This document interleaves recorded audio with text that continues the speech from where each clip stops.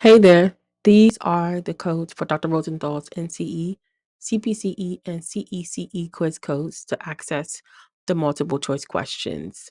You would use these codes based on the subject that you want multiple choice in. You will put those codes into the quiz app or even on your computer or both. And then you would just follow the prompts and then you have multiple choice questions. These questions are good until the end of this month, which is the short month, which is the 28th. So, happy studying. As mentioned earlier, these are the quiz codes. They correspond to the subject that you would like to study in with the multiple choice. You also have the option of taking the test again.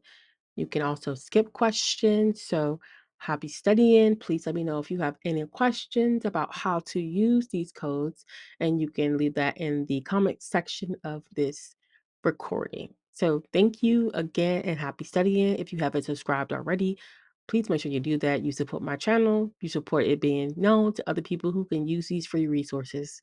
And once again, like I said, happy studying.